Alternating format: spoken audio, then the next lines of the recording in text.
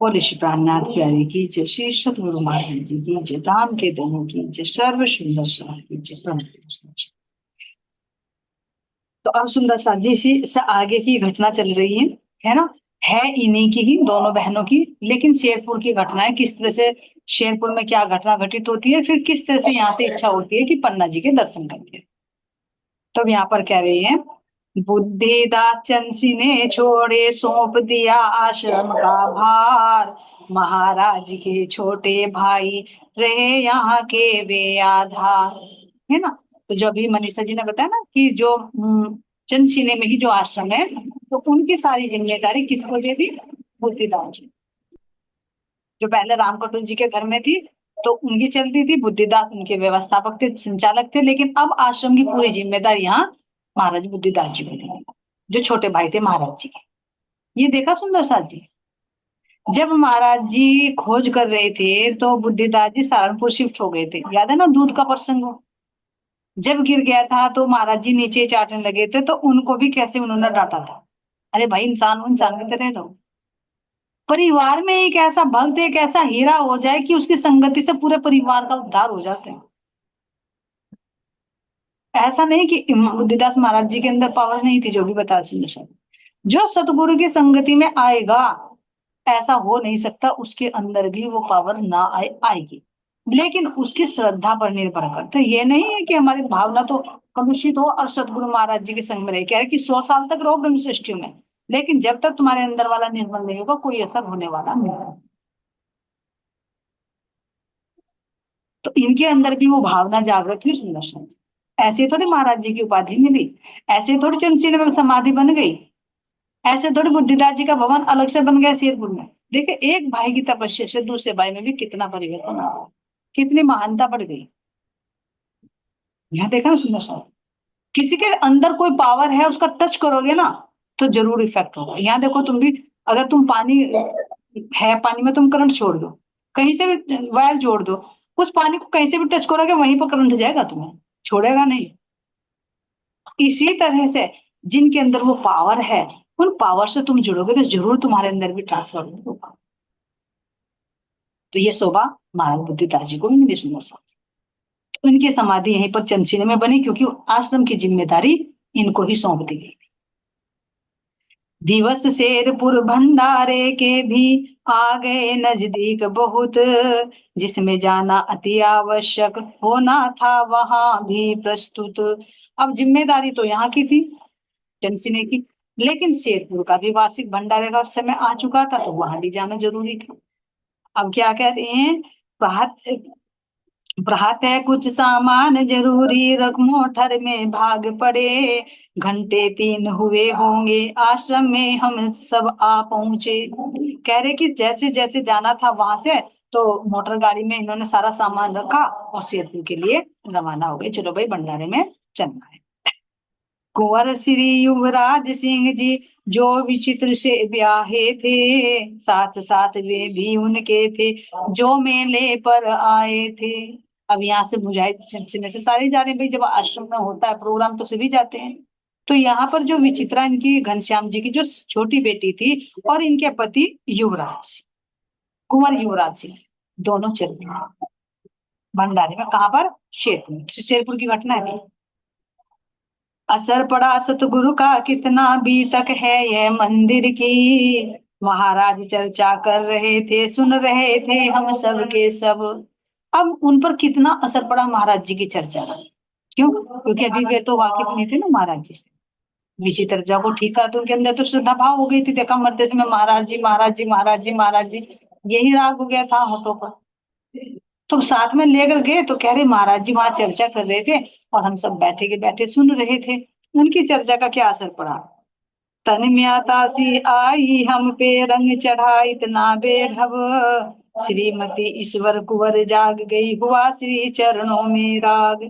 अब श्रीमती ईश्वर कुंवर जो बड़ी बहन थी, उनके अंदर भी वो वैराग्य। ये देखो सुंदर साथ जी, जब महाराज जी इसको अनुभव करो, जब महाराज जी शेरपुर में बैठे तो पहले तो वृक्ष के नीचे ही, आम के वृक्ष के नीचे ही बैठकर चर्चा करते थे, जैसे खिजड़ा वृक्ष के नीचे हमारे सतगुरु देवचंद जी करते थे।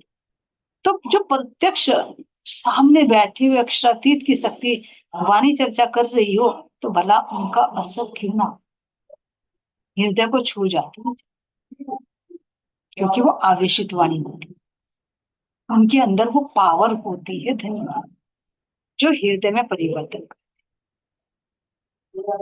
तो जैसे कह रहे हैं कि बड़ी तन्मयता से आ गई, जैसे महाराज जी चर्चा कर रहे हैं, तो उस चर्चा में इतनी गहराई तक उतर गए, इतनी गहराई तक उतर गए कि एक रूपता से आ गए। और असर जब भी होता है, सुंदर सा जी इस बात का भी ध्यान रखो। हम जो सोचते हैं कि भाई हम काम भी कर ले और चर्चा भी सुन ले, नहीं हो सकती। एकाग्रता से जब तक हम बैठकर श्रवण नहीं करते, तब तक वो बात दिल में असर नहीं करती। वो क्यों? क्योंकि हमारा ध्यान इधर उधर होता है, हमारे शरीर की मूवमेंट होती रहती है। तो हो ना हो, हम अपने ध्यान को देखो। अगर हम सुन रहे हैं, कान सुन रहे हैं, लेकिन मन दूसरी तरफ भी है कि मैं ये भी करूं, ये भी करूं, कहीं ना कहीं वहां पर डिस्टरबेंस है। जैसे कहते हैं ना कि कोई पानी स्थिर है, अगर स्थिर पानी में हम अपना मुख देख सकते हैं, लेकिन अगर उसमें हलचल है, लहरें उठ रही हैं, तो नहीं दिख। इसी तरह से हमारा मन जब शांत हो जाता है, तो तब हम अपनी आत्मा का अनुभव कर सकते हैं। अगर थोड़ा भी हिल डुल रहा है, इधर उधर की वृत्ति है, या कुछ भी ना करे, शरीर से भी बैठ जाए, लेकिन मन में कोई और विचार चल रहे हैं, वो भी एक हलचल ही है। मन में तरंगे उठ रही हैं विचारों की, तो भी हम इस वाणी चर्चा का रस नहीं ले सकते। आता ना कि जैसे मुरलीधर थे महाराज पन्ना जी, माता की नेत्र से नेत्र मिलाकर बिल्कुल सामने बैठकर चर्चा, तो वो वाणी चर्चा अंदर जाकर असर करती है। जब तक तुम सुनते सुनते सुनते सुनते अपने देह भाव से अलग ना हो जाओ, तो वो हृदय में उतरती नहीं है। तो यहाँ कह रहे हैं कि हम बैठे जब चर्चा सुन रहे थे, सतगुरु महाराज जी कहते हमारे अंदर एक तन्मयता सी आ गई, और इतना रंग चढ़ा कि वो बेढंग, उसका कोई वर्णन नहीं कर सकते।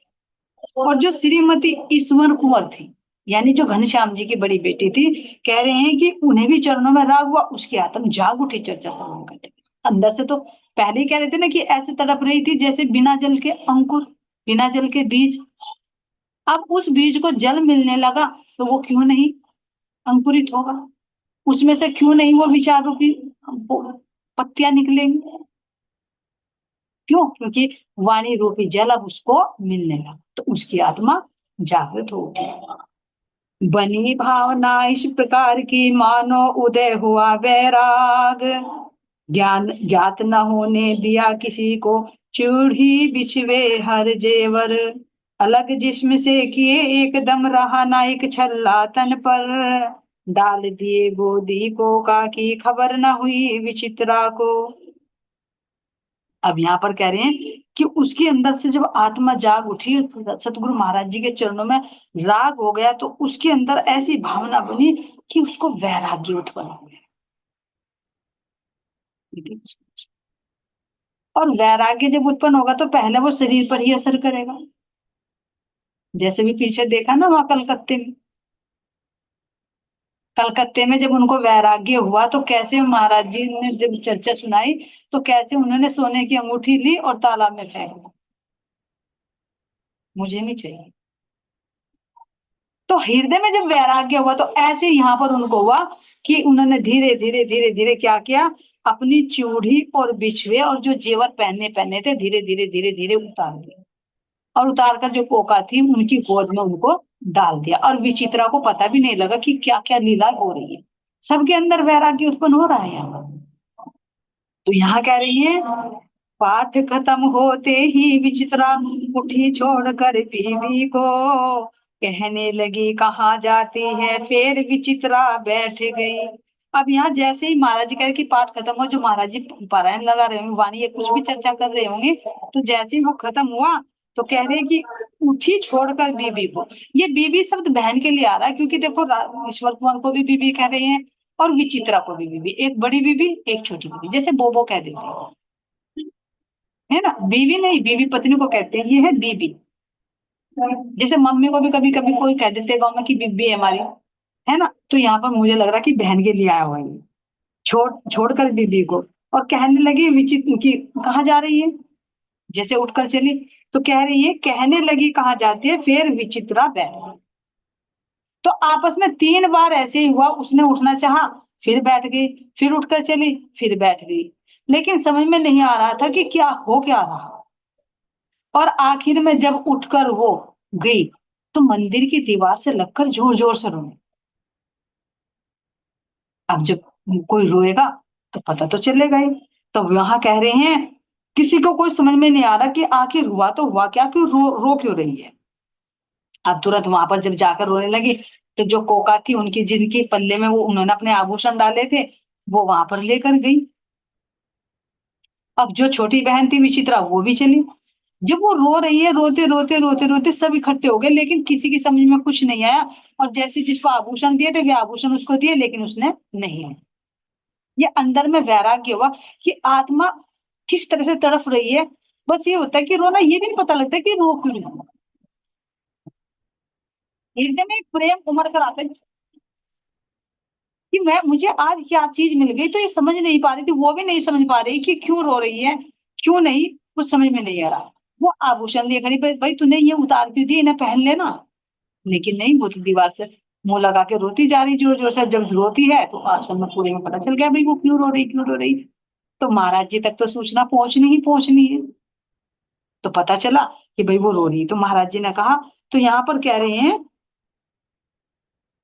काफी जब हो गए एकत्रित ब्रज मोहन था एक लड़का, था बनारसों का भाई वह उछल उछल कर आकर बोला। जब खूब रोने लगे, खूब भीड़ लग गई, तो जो छोटा भाई था बनारसों का छोटा भाई ब्रजमोहन, जैसा बचपना होता है, तो वो जोर जोर से चिल्लाने लगा। क्या चिल्लाने लगा, महाराज जी ने रोने की लीला इधर शुरू कर दी, ताली बजा बजा कर उसने सारे में शोहरत कर दी। आज तो महाराज जी ने रोने की लीला कर दी भाई। देखो आज तो ईश्वर कुमार बहुत जोर जोर से रो रही है, रोने की लीला। जोर जोर से ताली बजा बजा कर पूरे आश्रम में ढिंडोरा पीट दिया, भाई रो रही है, रो रही है, रो रही है। अब ये पता नहीं क्यों रो रही है। अब जाकर महाराज जी से भी वो कहा, महाराज जी आज आपने क्या लीला कर दिया, आज तो वो रोती जा रही है, हमारी समझ में नहीं आ रही क्या लीला है ये। तो कहा उसी से, लाओ बुलाकर, वह हम पे भागा आया, बच्चा होने के कारण खातिर में कोई नहीं लाया। अब कह रहे हैं कि वो जब महाराज जी ने कहा कि जा तू उसे बुलाकर लेकर आ, तो वो दौड़ा दौड़ा गया और कहा कि तुम्हें महाराज जी ने बुलाया है, चलो। सोच रहे बच्चा है भाई, महाराज जी ने भेजा है। जो की तो उसकी गो, अच्छा,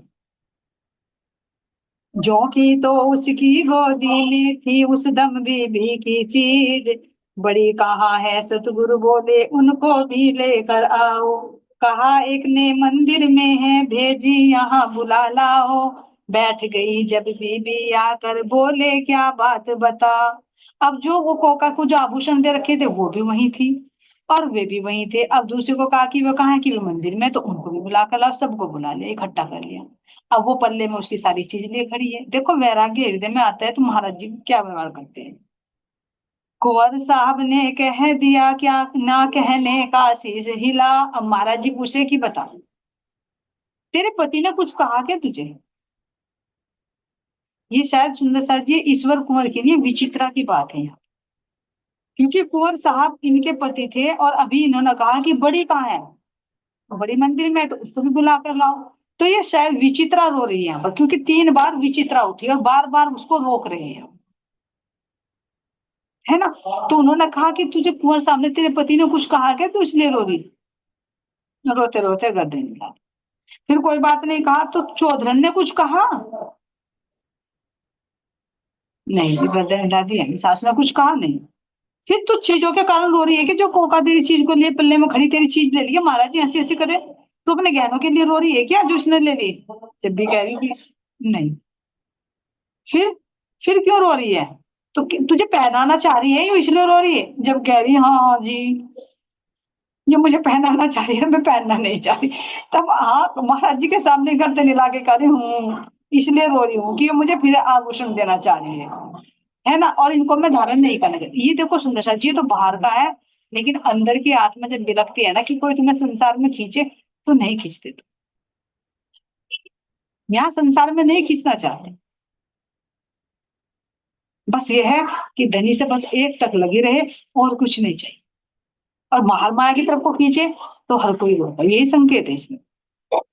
पहनाने का मतलब तुम माया की तरफ खींच रहे कि हाँ बस यही तो रोना है आत्मा को, अगर जिसको लग गई धनी की लगन और उसको फिर माया में खींच कर लाए तो कितना रोना पड़ता है। सतगुरु के चरणों से लगकर रोके, कभी दीवारों से लगकर रोके, मैं कैसे फंस गई इस माया में। अब कह रहे हैं यहाँ पर, योग दिया गोपी चंद को जब लगे सुनाने सतगुरु बात, बड़ा हर्ष था राजमहल में चहल पहल भी थी भारी, राजकुंवर को योग मिलेगा बड़ी बड़ी थी तैयारी, गेरू से रंग कर जब अल्फी गोपी चंद को पहनाई। अब जो गोपी चंद थे उनको कह रहे कि उनको योग दे दिया, यानी सतगुरु महाराज जी ने परमात्मा से उनका योग कर दिया, जैसे कि आत्मा का परमात्मा से पूछा। तो सही पूछे तो गोपी चंद क्या है सुंदर साथ जी, आत्मा ही अंदर की, इसी का तो योग कराते हैं धनी राज जी महाराज। और रंग गेरुआ कैसे दे दिया, ये भक्ति का रंग जो चढ़ जाता है। तो और चाहिए क्या, योग कराने के लिए तो सतगुरु की शरण में आते हैं। जो अंदर में गोपी भाव है, जो आत्मा जो छिपा हुआ है, तो उसको भक्ति का रंग चढ़ जाए तो और क्या चाहिए। और यो ही करते हैं महाराज जी, बाहर की शादी वादी नहीं करते, अंदर का संबंध जुड़वाते, असली शादी करते, टूटने वाली नहीं। तो यहाँ पर कह रहे हैं जो गोपी चंद थे उनको योग दिया, सतगुरु महाराज जी जब सुनाने लगे तो बड़ा हर्ष था राजमहल में कि बहुत ही चहल पहल थी भारी, राजकुंवर को योग मिलेगा बड़ी बड़ी थी तैयारी, कि भाई उनको योग मिलेगा तो राजमहल में तैयारी कर दी। गेरू से रंग कर जब अल्फी गोपी चंद को पहनाई, अल्फी सुंदर सा जी ध्यान देना, अल्फी का मतलब होता है जो ये धनी के अंदर का ज्ञान, और उस ज्ञान से जो प्रेम चढ़ जाता है, गेरुआ रंग जो चढ़ जाता है वैराग्य का, तो उसको कोई उतार नहीं सकता। घर वाले तो जरूर रोएंगे लेकिन वो आत्मा खुश हो। तो ये गेरुआ रंग भक्ति का रंग है, त्याग का रंग है, इसलिए श्वेत और गेरुए वस्त्र धारण किए जाते हैं।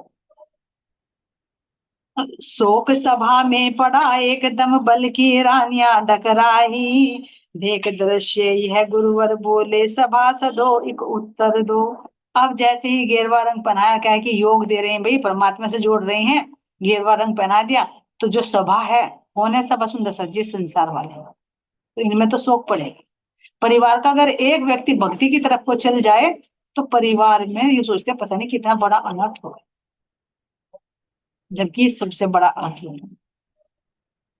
तो महाराज जी कह रहे हैं भैया तुम इतना क्यों, यह दृश्य देखकर गुरुवर बोले कि एक उत्तर दो, ले तो नहीं लिया कुछ तुमसे, तुम क्यों रोते धोते हो। भाई तुम्हारे से कुछ लिया तो नहीं, फिर तुम क्यों रो रहे हो। अरे देखो अगर कोई भक्ति के मार्ग पर चल रहा है, परिवार वाले अड़चने डाले तो तुम्हारे से कुछ ले रहे हैं क्या, बताइए। भक्ति के मार्ग पर चलने के लिए परिवार वालों से कुछ लेते हैं कि समय अपना, सांसें अपनी, जीवन अपना, तुम्हारा काम करके टाइम हम अपने अकॉर्डिंग अरेंज कर रहे हैं, फिर तुम्हारे से ले क्या रहे हैं, फिर तुम क्यों रोते हो। तो महाराज जी ने कहा भाई तुम्हारे से कुछ लिया तो नहीं, तुम क्यों शोक मना रहे हो। गेरू भी अपना ही खर्चा तुम्हें दिया ही होगा कुछ, लेकिन फिर भी तुम लोगों पर बीत रहा इसका दुख। महाराज जी कह रहे गेरू रंग भी अपना ही है भाई, ये जो वैराग्य का रंग है ये भी हमने अपने आप से ही धारण किया है, तुम्हारे से तो नहीं लिया। तुम्हें कुछ दिया ही होगा, लिया नहीं तुमसे। अब बताओ अगर कोई भक्ति के मार्ग पर चलता है तो परिवार वालों से कुछ लेता है क्या। अगर ये भी कहे कि हाँ चलो भाई लेता है, कुछ धन लेता है, आश्रम में जाने के लिए पैसे लेते हैं, तो वो तो यहीं कहीं रह जाता है। लेकिन अंदर में जो वैराग्य होता है, जो भक्ति का रंग चढ़ता है, वैराग्य का रंग चढ़ता है, तो परिवार वालों का क्या उसमें कोई सहयोग होता है, नहीं होता। वो अपना परिश्रम होता है। तुम्हारे लिए तुम्हारा घर का काम सारा करके अपना समय अलग से निकालते हैं, अपनी नींद कम करते हैं, अपना घूमना कम करते हैं, अपना कहीं कुछ देखना बंद करते हैं, तब अपना समय अरेंजमेंट करते हैं। तो तुम्हें कुछ दिया ही होगा, तुम्हारे से कुछ लिया तो नहीं, फिर तुम क्यों शोक मना रहे हो।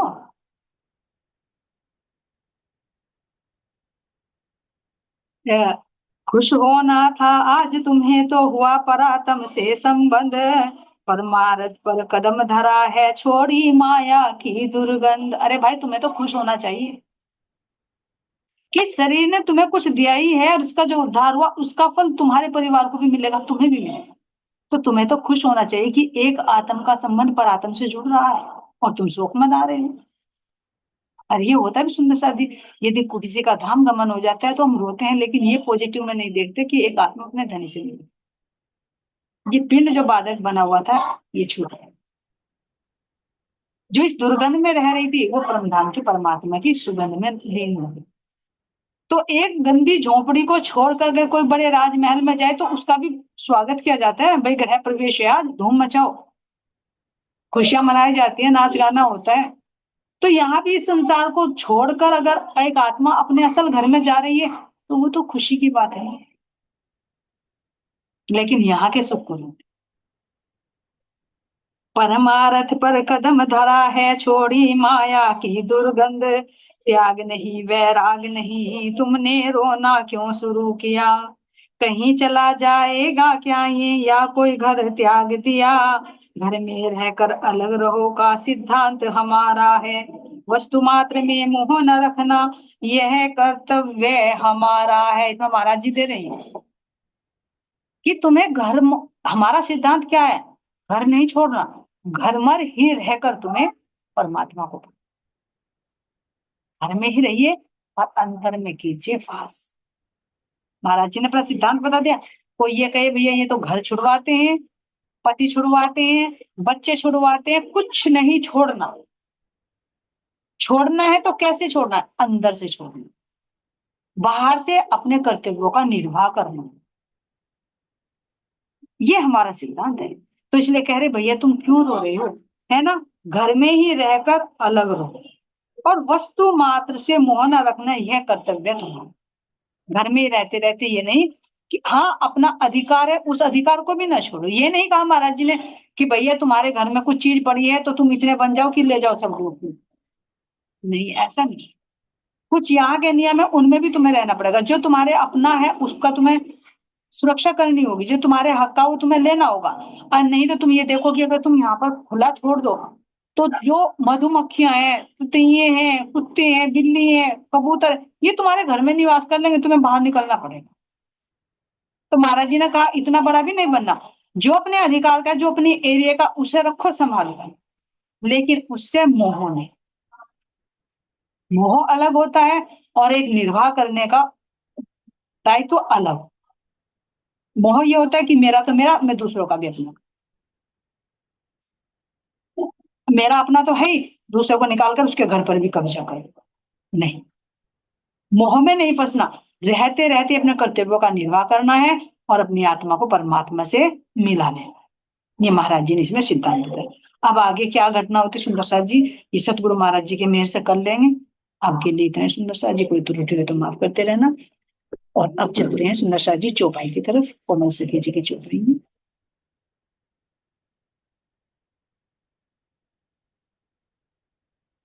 श्री सतगुरु महाराज प्राणनाथ प्यारे की जय। श्री सुंदर साथ की जय।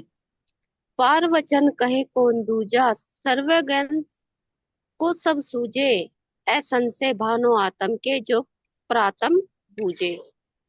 हे संत जनों, भला आपके सिवाय निराकार के परे का ज्ञान कौन दे सकता है। आप तो सर्वदा ब्रह्म को जानकर सर्वज्ञ हो गए हैं, आपको तो सब कुछ मालूम है। आपसे निवेदन है कि आप मेरे संशयों को मिटाए, ताकि मेरी आत्मा अपने मूल स्वरूप परात्म की पहचान कर सके।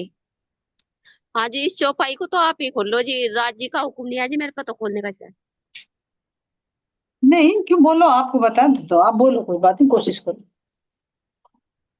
नहीं जी, बोलना ही नहीं जा रहा, मैंने तो दिन में भी वो करा इसको बोलना ही नहीं जा रहा मेरे पे। आप समझाओ इस चौपाई को। चलिए कोई बात नहीं, जैसे हुक्म। इसे समझाओ आप।